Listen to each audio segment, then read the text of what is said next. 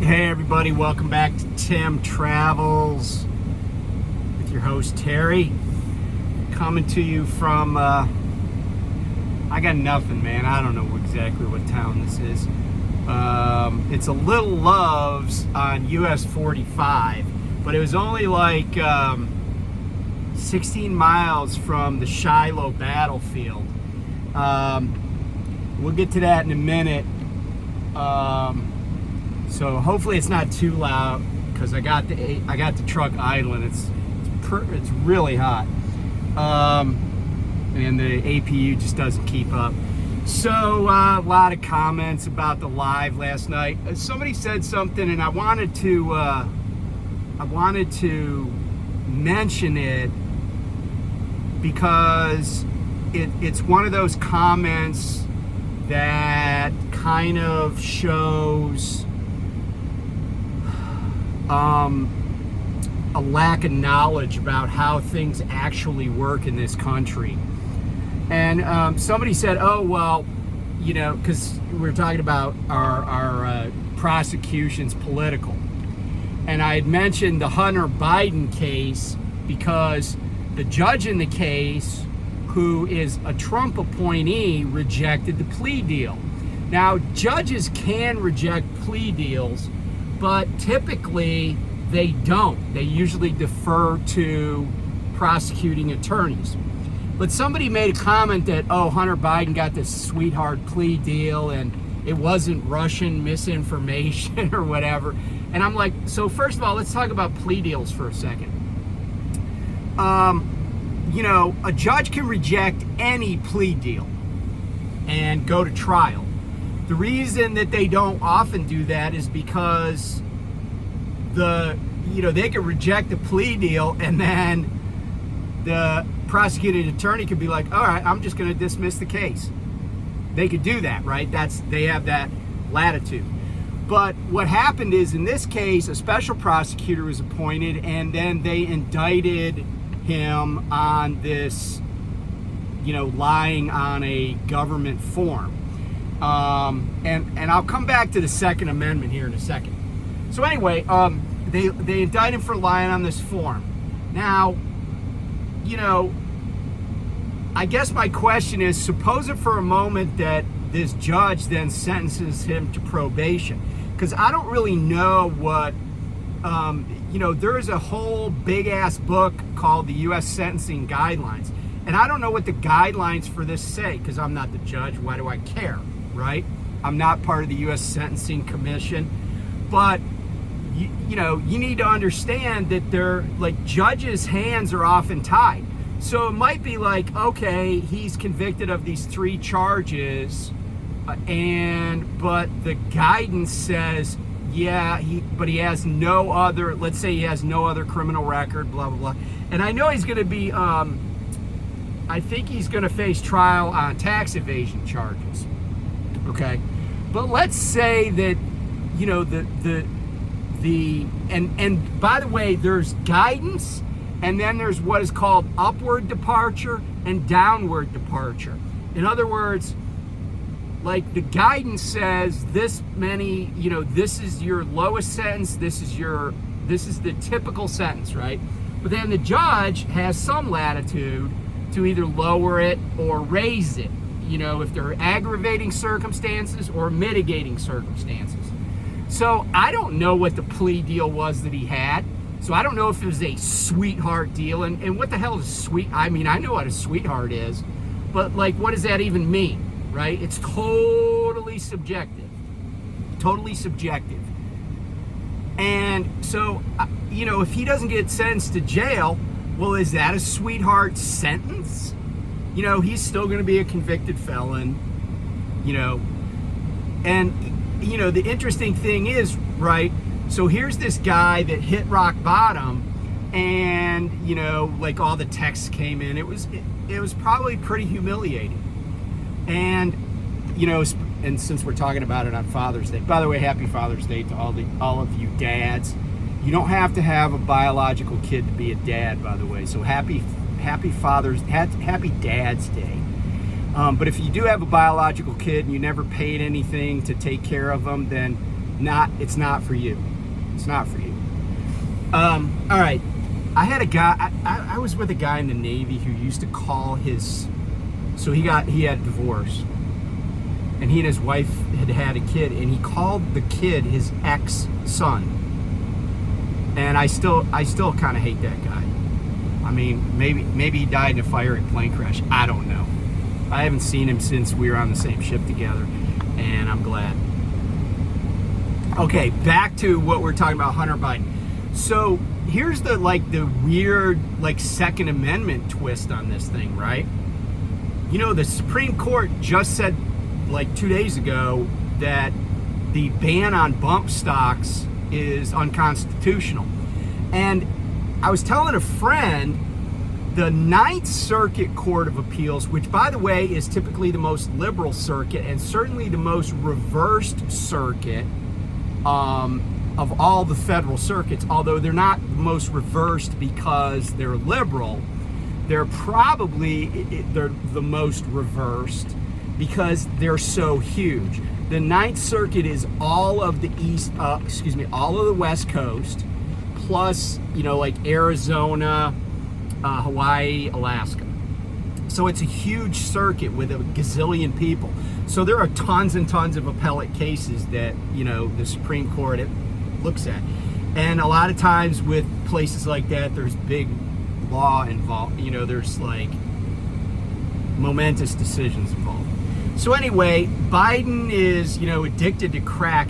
And I gotta say, I didn't even understand. They were like, oh, he got addicted to crack after his brother died. I don't make the connection there, but whatever. I mean, I get that he's sad that his brother dies of brain cancer, but is that your answer to go out and just start using crack? For anybody. I mean, I feel like he had some substance abuse issues before this. But anyway, so, when you say, before you start saying something's a sweetheart deal or whatever, you should at least know what it says. I don't know what it said. I don't have an opinion about it.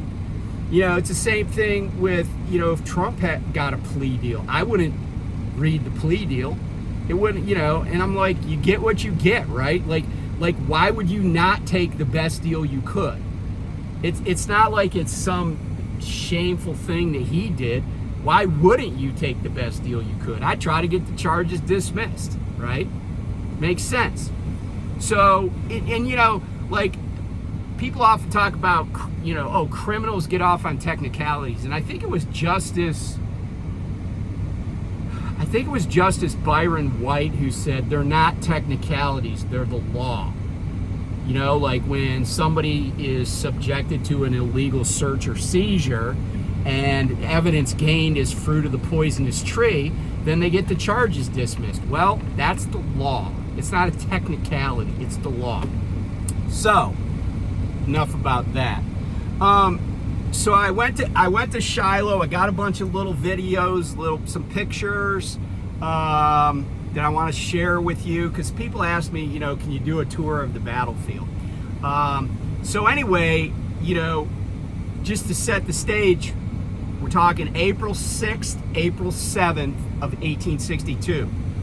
The combatant commanders, Albert Sidney Johnston and Pierre Gustave Toutant Beauregard on the Confederate side, and then Ulysses S. Grant, Don Carlos Buell on the Union side. Also in this battle, though, William Tecumseh Sherman was a division commander during the battle. So anyway, Grant, who was born on one of the big rivers in this country and lived on the Ohio River, and lived on a big river, the Mississippi, before he came back in the Army for the Civil War. He was living in Galena, Illinois, and that's where he ended up going back to after his presidency. He kind of understood that water's a big deal, right? And the rivers were the key to the war in the West, in the Western theater of the Civil War. So,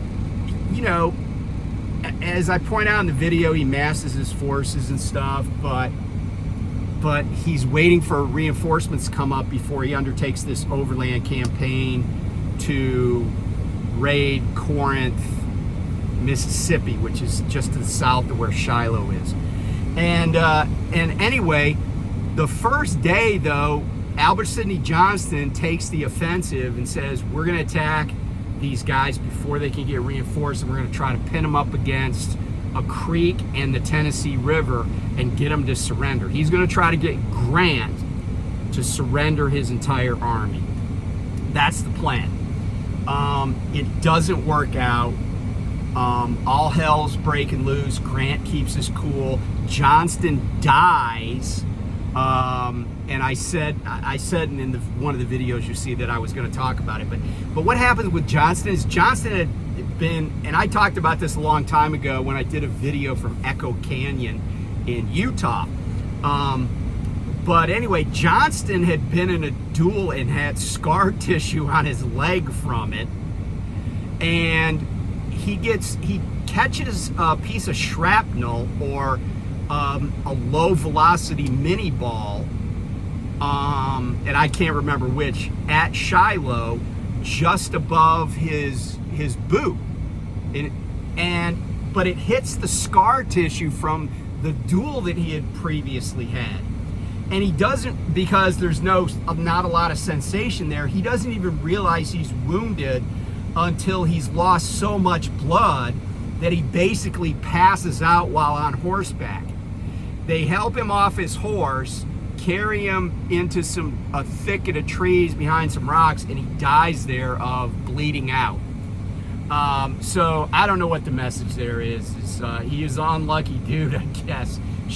Maybe if he never was in a duel, which by the way was against the law in most places in America, because this would have been way after Aaron Burr killed Alexander Hamilton. But anyway, he's in a duel, scar tissue,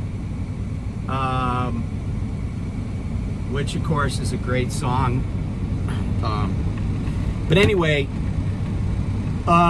let's get into the videos, and I hope you enjoy it, and I'll come back at the end and wrap it up. Don't try this at home unless you live at Shiloh National Battlefield Park or Military Park. I'm on my bike, found a place to park, so we're gonna go in and check out the battlefield. Now, I will say this, all these battlefields are laid out differently. So this is gonna be a Union position, because you can see there's a blue border around the sign. So that says U.S. 3rd Division, Army of the Tennessee. And then that says Buckland's Brigade, Army of the Tennessee, that second sign. So this is the road. It's called Pittsburgh Landing Road. This is the road that goes into the visitor center. So we're gonna go in there.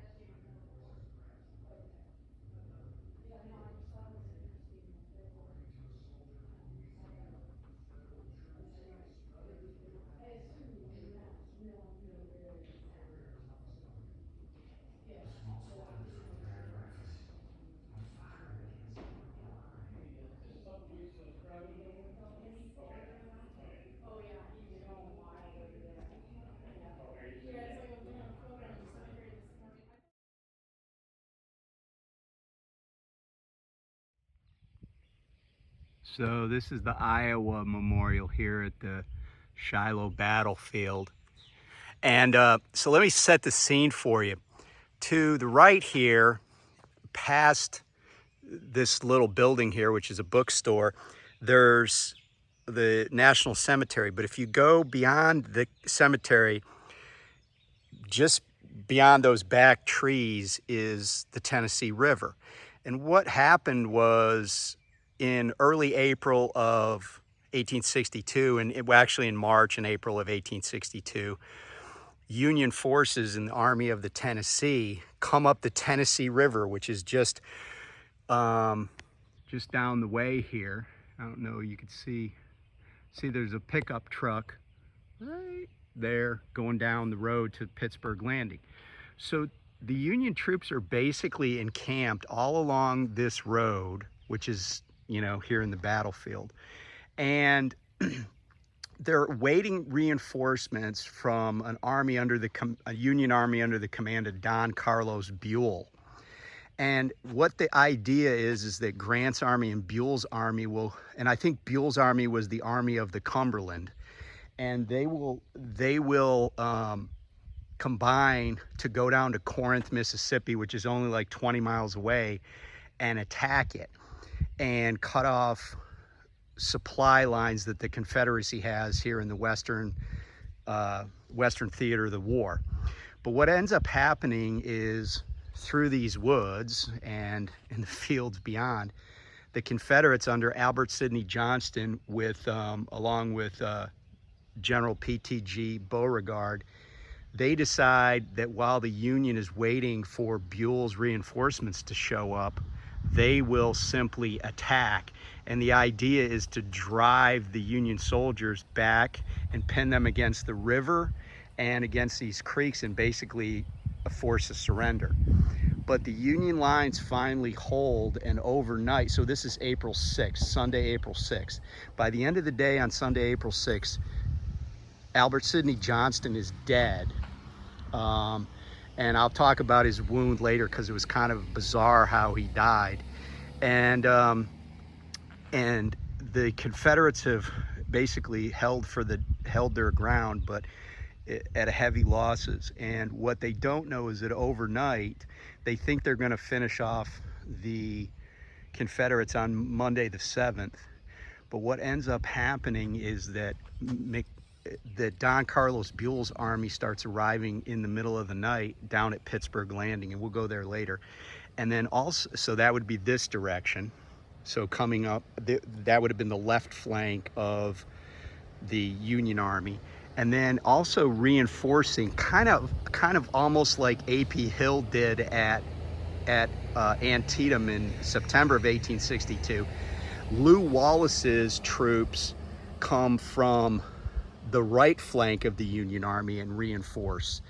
And the next day, the Confederates, who think that they've got the Union troops where they want them, run into a buzzsaw. So this is a little bit of artillery Civil War artillery 101. So the cannons you see right there, this is a Union battery. Those are probably smoothbore 12-pounders. But I want you to notice like the size of the barrels on those. I'm zoomed in as far as I can. But then look at this cannon. This is a cannon that you would never see in Gettysburg or Antietam. This is a siege cannon because the Union got here by ship, by gunboats. And so they brought their heaviest cannon on shore. And, you know, and this was designed for like a siege of like a in place troops or a fort or something. And then this cannon here, what is what they call limbered up. So when somebody says unlimber a cannon, they mean get it off this limber rack. And then also, they don't have one here, but there's also caissons that carry that have ammunition. And what they would do is the horses would come, kind of like turning a semi around. The teamsters would bring the horses like up here, and what they would have done is the cannon would be at the very back. The cannon would be towed at the very back. They would come up, they would make a big circle, and then pull like the cannon was the back of the trailer of the truck, right? And they would park the cannon, and then they would unlimber it, they would drop the cannon, and then they would pull away with the limber and the rest of the ammunition, and they'd go like down in a place that was farther away, because the idea was that counter battery fire, you'd be firing at the cannons. So what they would do is they would keep the gunpowder and the projectiles away from the cannon, because they knew that's where the opposing artillery would be firing. This is the Duncan farm.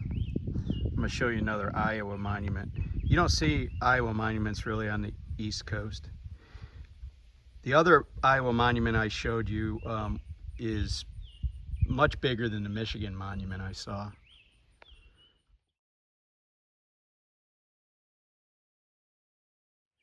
So one thing that's nice about this battlefield is, first of all, it's not big, it's not huge like Gettysburg, but because it's hot today, it's hotter than hell, and I swear. And but there's a lot of shade on the roads. So like if you look down this road, you see, I'll flip this around. Like, let me flip this around.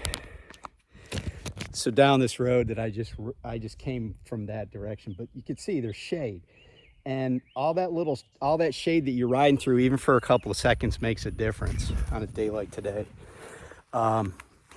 So yeah, I'm here at Duncan's farm. This was part of the battle during both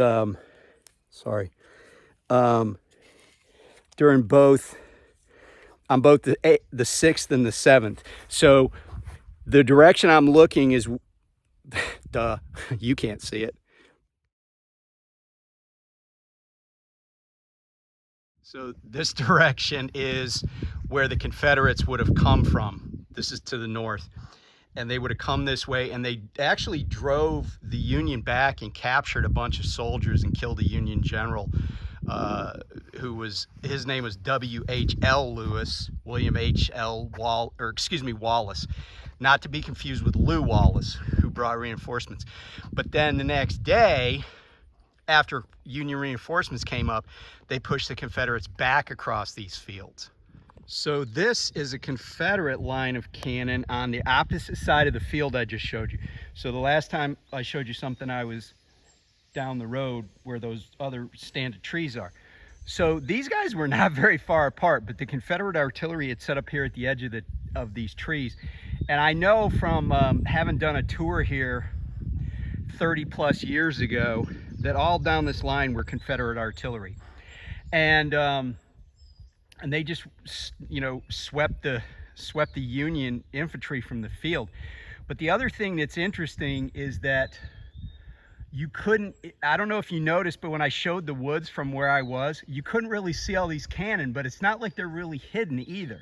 So imagine being here and you're just like, you got your infantry company marching across a field, and then all of a sudden there's like, 80 Confederate cannons waiting for you on the other side. I'm gonna do a little public service project. There's some branches down. There's a tree over there that a big branch fell down. Branch fell down here, so you can see where people have driven around this, which I don't like. So I'm just gonna move this stuff out of the way. All finished. Although I think they could have got somebody from that local firehouse up the road in Shiloh Church to just come out and cut these up for them if they don't have a Park Service worker to do it today. So this is an exact replica of the Shiloh Church. By the way, Shiloh means place of peace. And the Battle of Shiloh is named such by the Confederates. And because the Union tended to name battles after nearby bodies of water. So the Union called this battle the Battle of Pittsburgh. My phone quit working there. So, but this is an exact replica. This church the original was built in 1851. It was destroyed in the battle. Unlike the Dunker Church, which, glad I have a helmet on, survived the Battle of Antietam. And by the way, the Battle of Antietam is named after the creek, not the nearby town of Sharpsburg, because the Confederates called it the Battle of Sharpsburg. So this is a burial site on the battlefield. In the distance there is a monument to the 29th Indiana Infantry. But the sign in the foreground, that little blue sign on the pole, says that this was a burial spot for the 45th Illinois Infantry. But also, my phone's kind of dying here. Also, this is a Confederate burial trench. The Union soldiers that were buried here were disinterred and moved to the National Cemetery, but the Confederates never were. And it wouldn't surprise me, because it would always fall to the locals to do this work.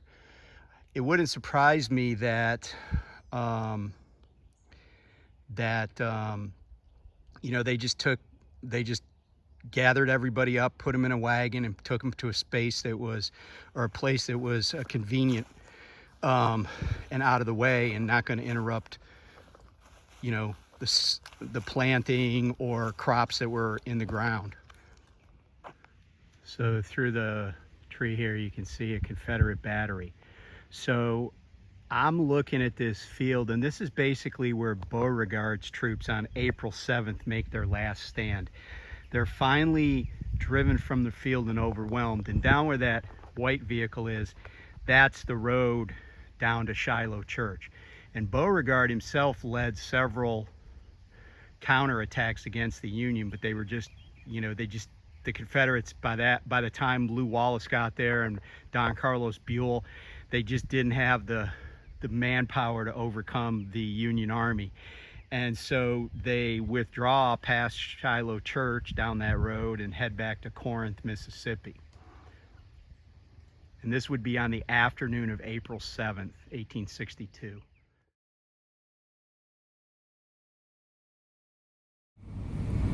Okay, so that was my day at the battlefield. Actually, it wasn't my day, it was like 3 hours.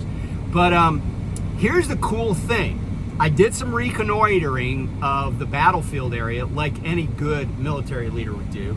And I was like, I think I can find, because this is off the beaten path. It is not particularly close to any major roads. But I was like, well, I think there's some places I can park. Well, I had originally planned on parking down at Shiloh itself, which is down the road from the church you saw. And there's a BP gas station there, but it has a dirt lot, and I'm guessing they probably wouldn't care if you parked there. But what I discovered is when I got on my way to Shiloh, to the crossroads there, that there were some places where you could just pull off the road that were like big shoulder and then just like a flat grassy area. So what I did is I pulled off right by the Shiloh Battlefield Education Center. It's like a building where I think maybe when school kids come or they have meetings there, it's right as you get to right just before the battlefield. So that video you saw me riding in on my bike, I was parked not even like maybe a quarter mile away, off the shoulder of the road, and nobody bothered my truck. I had plenty of room, and I set it up where if I needed to turn around and go back the direction I came, I could turn around in the parking lot of that education center. I didn't have to do that because the route brought me through Shiloh to get to the truck stop. But anyway, be safe, stay cool, and talk to you soon.